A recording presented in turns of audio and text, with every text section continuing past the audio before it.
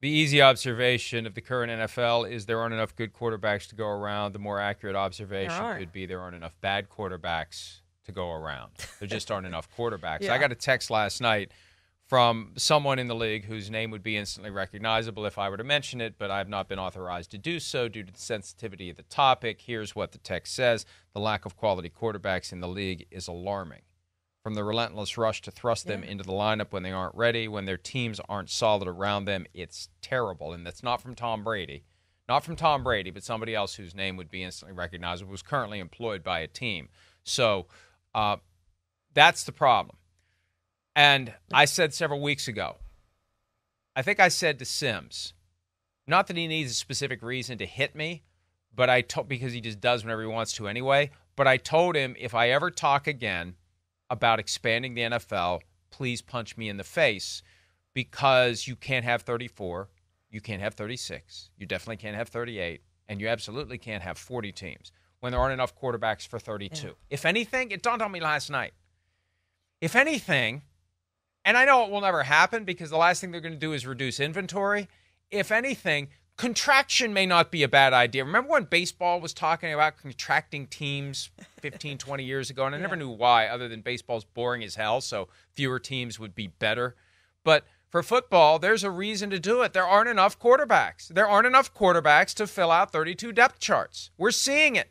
They can't stay healthy with everything they're doing to keep them healthy. From flag-happy on intentional grounding to not calling, or flag-happy on roughing the passer to not calling intentional grounding. We'll get to that. To letting the tackles leave a little early so they have a chance to block the defensive lineman, to looking the other way on a lot of the holding calls. You just can't get quarterback play. The defensive lines are better than the offensive lines, and the offenses aren't catching up. And it's just not what the NFL wants it to be. There aren't enough good quarterbacks. And this is the dilemma that Kevin O'Connell now has. It worked with Josh Dobbs, and now it's not. So can we fix it with him, or do we pivot to someone else? You know, and we're 25 minutes into this, Mike, and we haven't even mentioned Justin Fields, speaking of poor quarterback play. And that's what would have been the first topic if the Bears had lost this game. It was going to be whichever quarterback lost this game. Neither quarterback was good. Justin Fields was just as bad as Joshua Dobbs was. I mean, he had the 2 fumbles and now has 35 fumbles in 35 games. So neither quarterback was good in this game, and they both have decisions to make. For the Vikings, it's the short-term decision of who's going to be our quarterback in the next. We're still in this playoff hunt. Who's going to be our quarterback in the next game? And for the Bears, it's what are we going to do after the season? We're probably going to have the number 1 overall pick from the Panthers. How are we going to address our quarterback position? Is Joshua or do we move on now from Justin Fields? But they both have decisions to make, and the Vikings again have a decision to make after the season, with Kirk Cousins scheduled to become a free agent. Little did we realize when we saw Justin Fields in the preseason opener, at least the first time he played. I can't remember whether it was week 1, week 2 of the preseason, because teams treat that 3-game stretch differently now than they treated the 4-game preseason package. But screen pass to DJ Moore that goes for a touchdown, screen pass to Khalil Herbert, I think, that went for a touchdown. Had no idea that was going to be the passing game for the Chicago Bears all year, because that's what it's been predominantly. Behind the line of scrimmage or at the line of scrimmage, these short passes, and you just hope the guy can do something with it, and sometimes he does. But the Vikings were getting to the point where they were sniffing it out. There was one that was stuffed in the 4th quarter with some great play by the Vikings defense. I think it was the rookie Blackman from USC. And it wasn't getting the ball down the field until they needed to, until they get themselves into easily makeable field goal range on a throw down the field. And I don't know, maybe the whole game was a setup for that moment. I doubt it. But, you know, the Bears do have a big decision to make when it comes to Justin Fields. And it very well could be that they decide to move on from him. They're going to have the Panthers pick. We're going to talk about them next segment and the changes they're going through, and the likelihood that one of the first-round picks they gave up to move up to get Bryce Young is going to be handed in gift wrap to the Bears for next year, and they can have their pick of whoever they want as a new franchise quarterback. But what do you do with Justin Fields? And just because they won last night doesn't mean that Justin Fields is the guy for next year. And like, how many years do you go with your quarterback in the uncertain category? You know, Charean, I say there's three types of teams. Teams that have franchise quarterbacks, teams that don't and know it, and then teams that have a guy where they're just not quite sure which way it's going to break. How long do you leave Justin Fields in the we're not sure which way it's going to break category, knowing that you may have an opportunity to get a brand new lottery ticket that could have franchise quarterback under 3 squares and it lines up and off you go for the first time since Sid Luckman if you're the Bears, with the risk being Justin Fields goes somewhere else, the light goes on, and he becomes the guy there that he never was with you, and you're left with one of the first-round quarterbacks that doesn't work out. That's the pitfall here. There is an upside and a downside to how the Bears work this out. Whatever they do, keep Justin Fields, oh, you shouldn't have. Get rid of Justin Fields, oh, you shouldn't have. And based on last night, the total body of work, including the fact that he's no longer Mike Vick when he runs the ball, like he doesn't, that was last year, and I don't know, maybe is he banged up a little bit? I don't know, or defense is figuring out how to defend him better. But last year, he was the closest thing that I've seen to Mike Vick running the football, where it's just bolt of lightning gone. We haven't seen that this year from him. So that makes him a little less attractive. The passing game isn't there.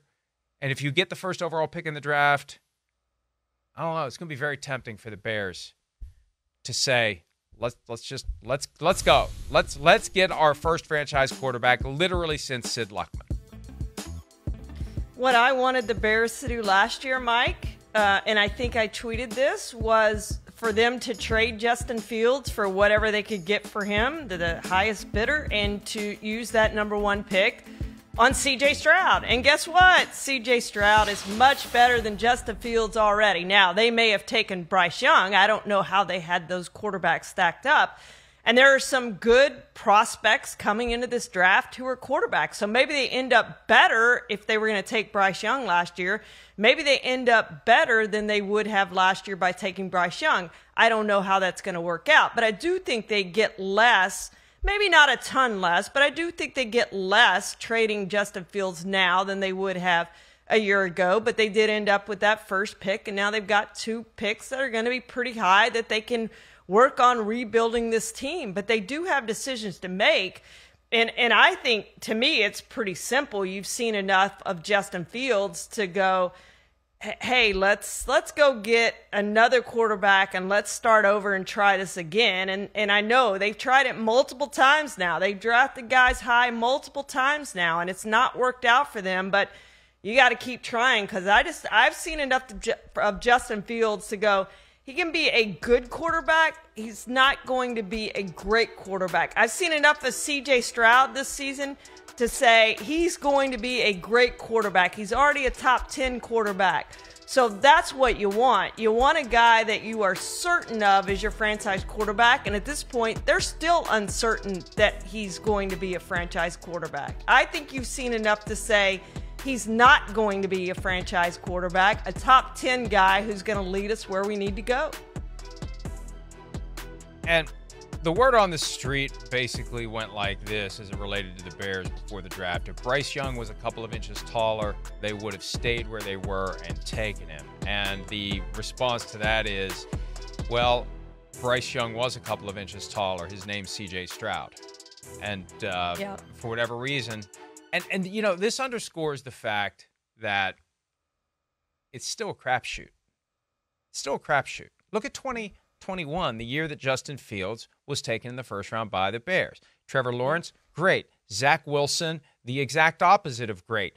Trey Lance, gone and forgotten by the 49ers after 2 years and barely playing for them. Mac Jones, Patriots would like to send him back and get a refund for that 15th overall pick in the draft. He's the guy that people thought Kyle Shanahan was trying to get in position to draft, and he was talked out of Mac Jones and into Trey Lance. Mac Jones has not been great, and I don't know how much better he would be anywhere else. I think last year ruined him, and I think he needs a fresh start, but He's been so bad this year. Who's going to give him a fresh start? How do you sell that to your fan base? Hey, we have the answer. We finally have the answer of all of our quarterback woes.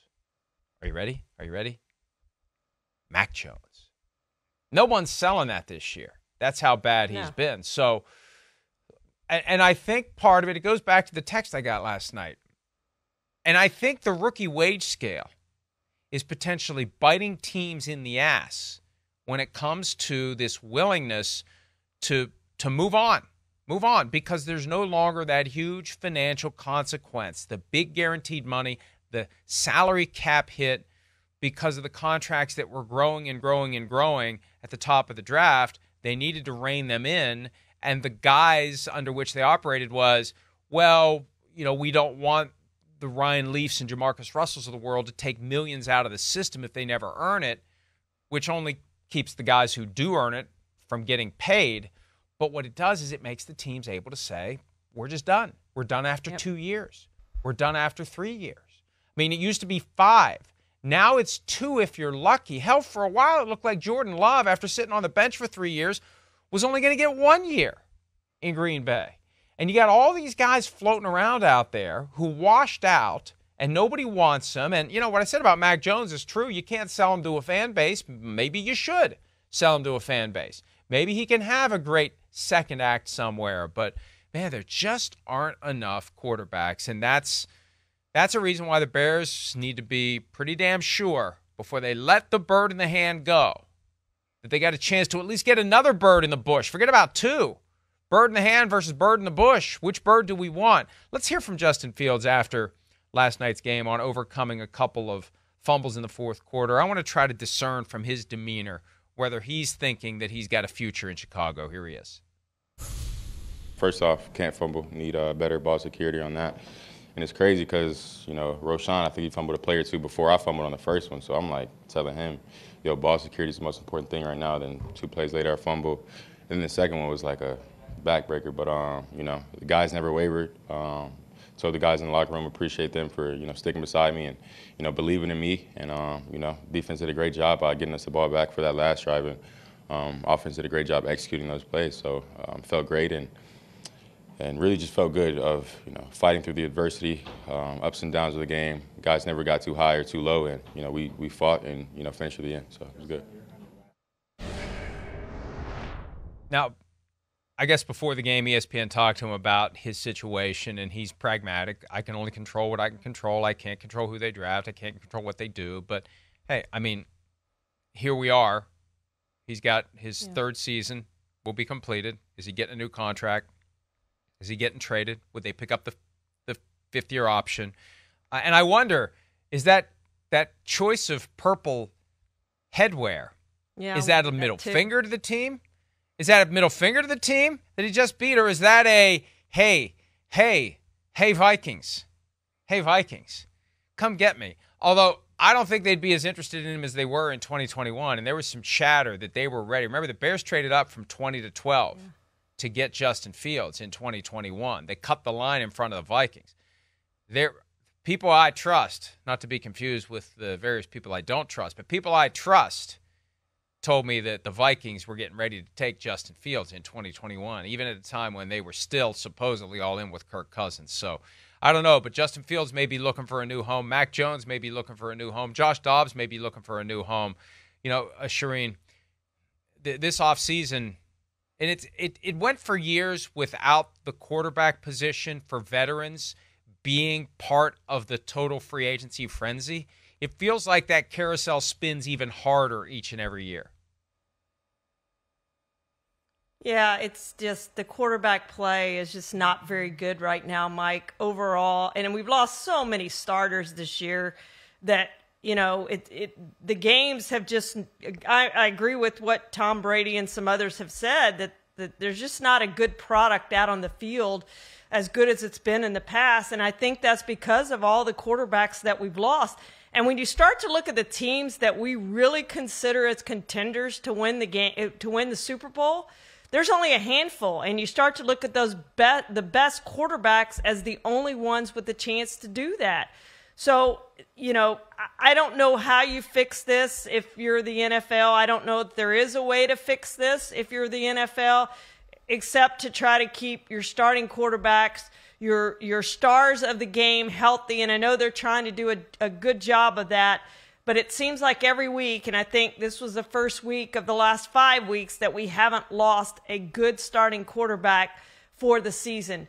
So they've got to figure out something to help them, and I think they're trying to do that with some rules protections, obviously, on sacks and on hits to the quarterback and things like that. But it's just the product just is not very good, and I think it's because the quarterbacks are not very good. Hi, it's Mike Florio. Thanks for watching PFT on YouTube. Hit subscribe for the latest news and analysis from Pro Football Talk.